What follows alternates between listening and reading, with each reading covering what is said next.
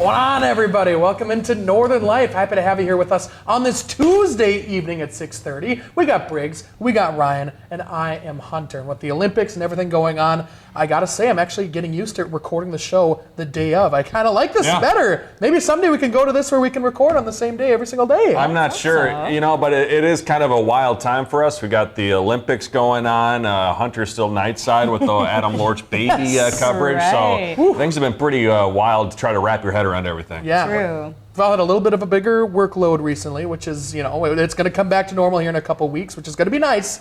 But it's, we've been working pretty hard, and Seth included, and everybody else back there. So we're going to make it through. We're going to power through, and in a couple weeks, things are going to be back to normal. It's going to be kind of nice. Look forward to it. We're going to power through the show today, too. Coming up today here on Northern Life, it's time for National Night Out. We're going to talk about just a few of the events you can find tonight, plus a chance for a free root beer float at an A&W. I like the sound of that. And later, I have a blindfold battle for Briggs and Hunter later on, testing their hearing, seeing if they can guess certain sounds solely based on the audio of those clips. So, you guys, ears ready? I don't know. I hope you've got an A&W float that we can listen to. I do not. Cross my fingers. I do not. But first, how about this the other day? Authorities in the North Twin Cities area are investigating how a golf ball struck a low-flying mosquito treatment helicopter. So according to the Anoka County Sheriff's Office, that chopper was able to land safely, and the pilot said they saw the ball fly at the helicopter and later found it had been damaged. But thankfully, that pilot was uninjured.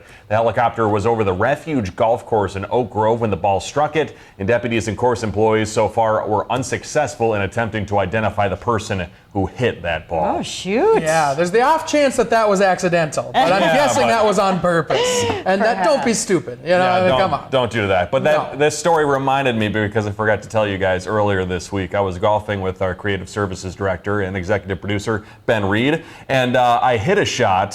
Fortunately, it was pretty close to the green, but I hit him with the golf ball. Oh, no. Yeah, Where? It was on his head, right? It was in the thigh. Oh, So fortunately, take a bruising. I hit it. He was right behind the pin. I did not think I hit it that far, and then all of a sudden Ben was on his phone and it hit him in the thigh. Oh my God! Did you yell for? I did not because I was like, it's not going that far. And then all of a sudden it hits Ben and he's on his phone and Oh, no. It's all good. He didn't fire you or anything? No, not yet. Still here. Not yet. Yeah. So maybe those legal proceedings are happening right now. They're in the court process right now. I wanted to share that story. That was tough.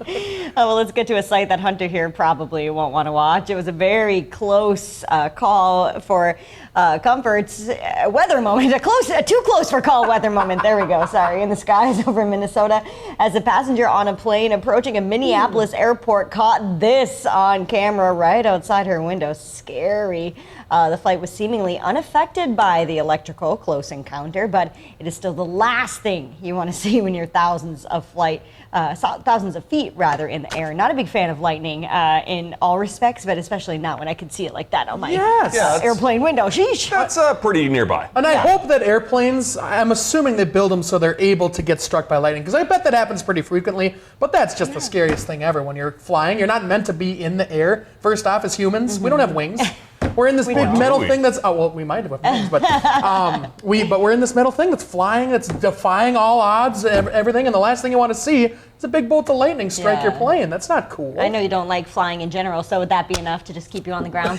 Oh yeah. The next couple of years, I'm going to stay on the ground based on that video right there. I don't like that at all. Yeah, that was a pretty wild video. Hey, for frequent flyers, having the middle seat is usually a terrible experience, but apparently it has some perks. So according to etiquette experts who spoke with HuffPost Life, the middle seat generally has first choice when it comes to picking an armrest. However, all passengers should consider taking turns when sharing the armrest on your flight. But if a fellow passenger not being respectful with that armrest, you should, quote, look at them and politely request they slightly adjust. Ooh, I could never. I could not. No, I don't think I would ever have the confidence to say, like, hey, give me some of that armrest. Can you scoot over a little bit? I would not like confrontation like that. No, especially when you're in the middle seat, you feel like you're kind of in the wrong in the first place because you're just kind of like there and you're like, I don't know what to do. And like, And then if my arm accidentally touches another person on the flight, I feel like I can't even look at them for the rest of the flight. I feel like it was kind of an awkward experience. I try to hold hands with both the people that are sitting next to me the whole flight.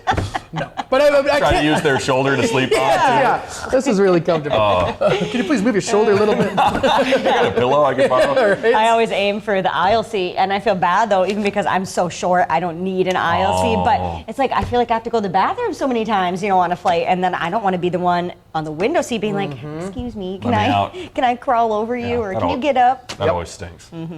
According to pet owners who spoke with Forbes Advisor, the most behaved dog breed is the Labrador Retriever.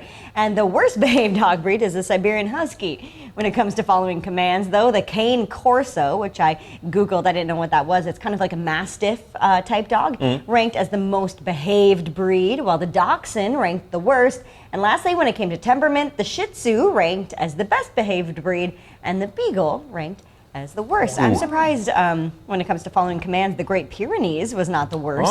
Harry isn't very good. And hopefully Harry's not watching the photo show of Harry tonight. himself, no. They're just a stubborn breed, yeah. And so you ask them to come and they just kind of look at you like, I don't really think so, Mom. Yeah. But we also have a lab, and I can agree, they listen very, very well. I've never had a dog that's so well behaved as the lab. Shout out to CJ. Yeah, he's a good boy. Good news. Interesting. Hey, quickly, in a new poll by Nature Suite with kids going back to school soon, a third of parents say they eat their kids' lunchbox rejects for dinner. So more than 1 in 5 also said their child's lunch is more gourmet than they had as a kid.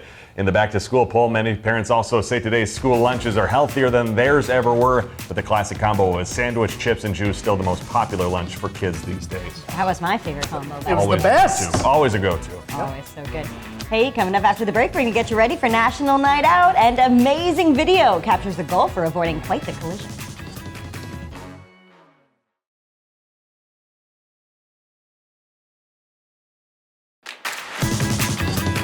Fun night tonight as communities around the region are holding National Night Out events. In Duluth, there are about 60 neighborhood get-togethers, many of them featuring food, games, and entertainment. The complete list of National Night Out celebrations in Duluth can be found on the city's website. Meanwhile, Superior is also having their 3rd annual party. They're asking folks to bring school supplies as you can enjoy food from the Pattison Park Lions Club. So much fun, National Night Out. I often have already seen posters around my neighbor. I was laughing at that. that was such a funny shot of that little guy. I want to make sure he made it on the news. He was excited. I've already seen a bunch of posters around my neighborhood letting us know about there's 2 separate kind of gatherings you can choose from depending on what side of the neighborhood you live on. Oh. I know. So it's like, man, which Is one that do tough? you choose? Is that like a split? Do you... Yeah, kind of, because I feel like the whole area is my neighborhood. Harry and I and CJ, there he is again, walk about the kind of all around. So it's like gotten to know quite a few folks around. And so it's kind of You're fun going to have to go to both of them. Does that mean you have to bring 2 things?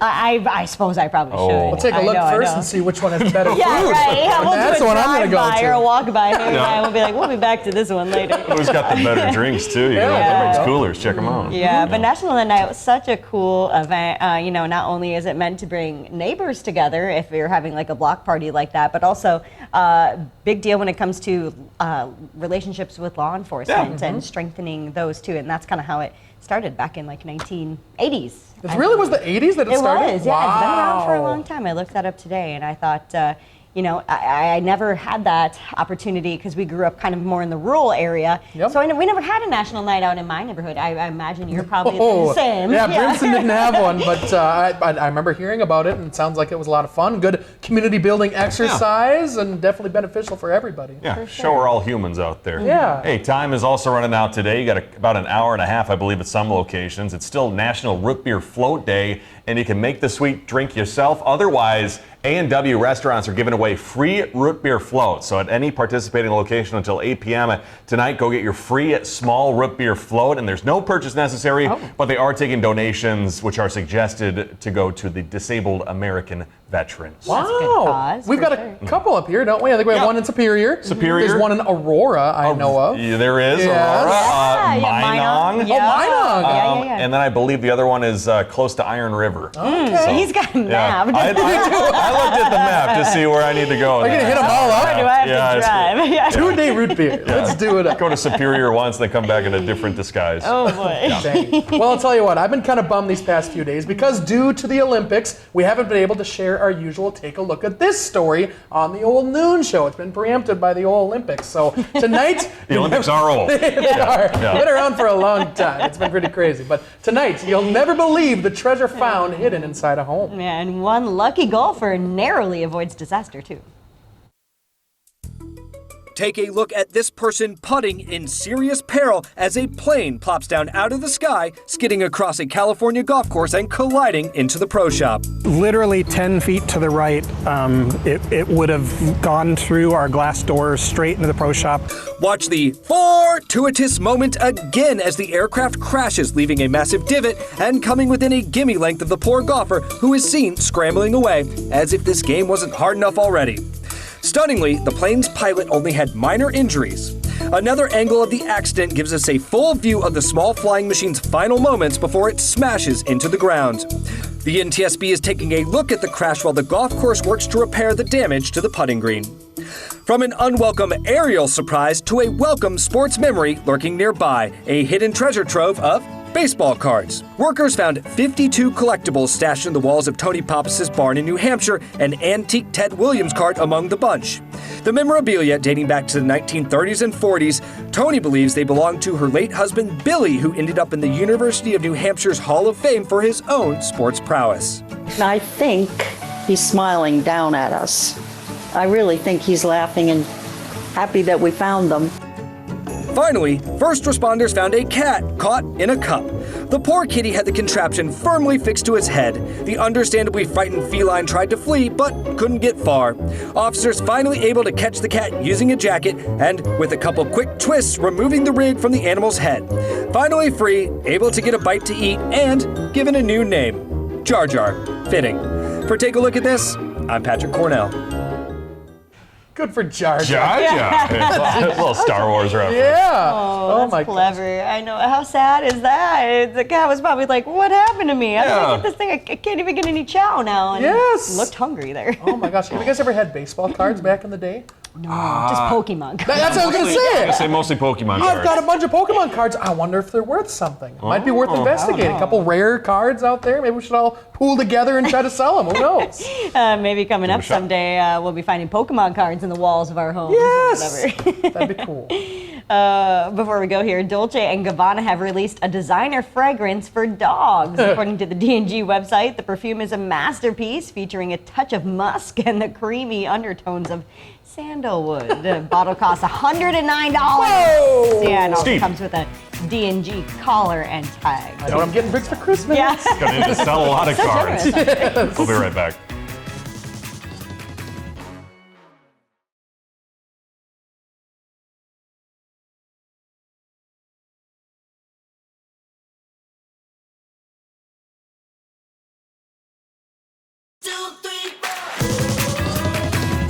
Welcome back, everybody. Since it is Tuesday, it's our usual blindfold day, and today, or tonight rather, I thought it'd be fun to test these two as they remain blindfolded. So if you guys want to put your blindfolds on right now. As seen on TV. As seen on TV. Is it a Does It Work product? We're going to try to see if these two can guess what sounds are going to play on the airwaves here. So we got video to go along with the sound. So the folks at home, you can either close your eyes and play along with us, or you can obviously tell what it is, mainly based on that video. So are you two ready? Yeah, I think I'm ready. I've never been blindfolded on TV before. I mean, I guess we haven't when I we were think the recording last person segments on the boat. to be blindfolded was Mitchell Zimmerman, who was doing that guess what's in the box type Oh, thing. true. Yeah, that was a while ago. All right. So hey, let's get to that first sound. Seth, let's play that for the two of them. Oh. I think I know what that is immediately. What do you think? All right, what do you Hunter? think, Hunter? I'm going with like dropping silverware on a table, something like that, like Okay. setting the table Briggs, perhaps. What do you Briggs, think? had a guess? I thought it sounded like bolts being dropped Ooh. onto. That was also a good guess. Into a bucket, maybe. Good guess. It was Hunter. Hunter was correct. Am I right? There you are. You can either go cutlery or laying the table. okay. As that first That sound was effect. a really good one. So Hunter. big thanks you. to storyblocks.com for all these sound effects. Shout out to Shout out, Story. yeah, thank All you. right, number two. Let's get to number two there, Seth. Oh, I know. Oh, I think with that, I know. What is it, Briggs? It's got to be a campfire, right? Well, Hunter, I'm you gotta going guess. with. Nope, You got a that's what I'm campfire? going with. Campfire or crackling wood? Nice. Let's go. Another high five, huh? I just turned it. You both just- There we go. We kind of made contact there. We'll work on those. You guys are just turning up the heater in the Northern Live studio. All right. Well, that one was easier. Yeah, that was simple. Slightly easier. I think they're going to get a little harder. This one should be Okay. pretty easy, but they Okay. should be getting a little harder. Set.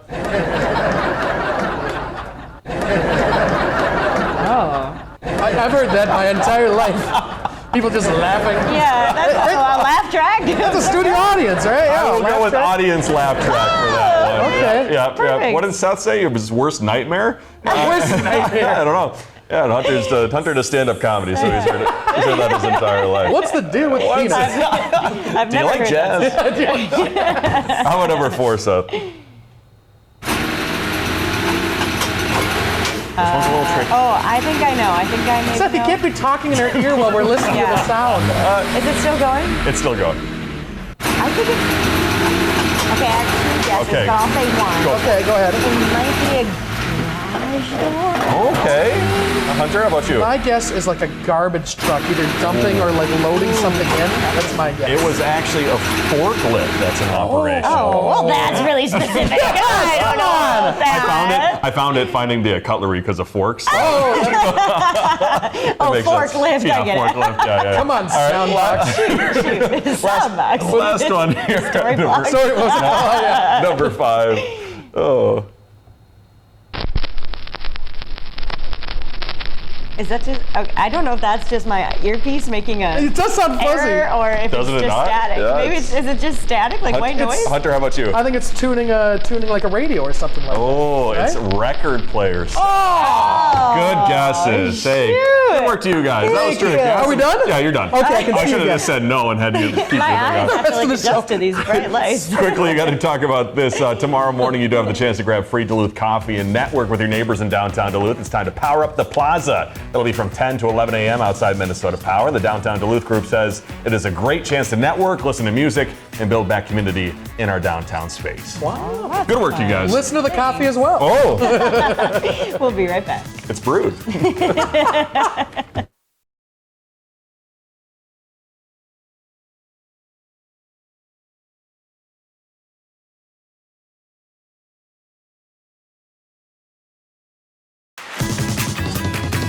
Welcome back, everybody. Even though it's early August, Mariah Carey is already planning for Christmas. Sheesh. The music star is going to do a 20-city Christmas tour this fall to celebrate the 30th anniversary of her Merry Christmas album. That was the album with the classic Yuletide single, All I Want for Christmas Is You, Sure. of course, a fan favorite. General tickets are going to be available on August 9th. I looked it up. The closest it's coming here is like St. Louis, Missouri. Oh, No. well, Hunter, you had a strong reaction to that news. It's a little early to talk about Christmas, isn't No, it? it's never. No, I guess no. I will give you this though. I do like to listen to Christmas music in like the middle of summer, like the halfway point. Well, then you 'Cause should be loving this. This is pretty cool. I changed my scowl to a smiley face. I apologize. But she is the Queen of Christmas. They call her the Queen She of is Christmas. the Queen of Christmas. Yeah, Yeah. I know. People are already wondering when Starbucks is going to get out those pumpkin spice lattes too. It's like soon. It's like in a That's- couple weeks, I that's think. coming Right? out. Is it in August? It's usually late August. Oh, wow. Yeah, we're getting there. Hey, tomorrow when we see you again, what if there was a device that made cooking rice much easier? That's the idea behind the rice robot. Rice I'm a robot. Rachel Hackbarth puts it to the test in this week's Does It Work when we see you tomorrow night at 6:30. I got to know what's different between this and just a regular rice cooker. Yeah. I'll be curious to see. They're helpful. Interesting. Thank you very much for being here with us. We'll see you again tomorrow. Have a great night. Find some time to throw a line or just head outside to unwind. That's the life in the great North Woods. Hike or bike, whatever you like. Get out in the day, enjoy the night. Yeah, we got the life in the great North Woods. Yeah, we got the life in the great North Woods. Yeah, this is Northern Life.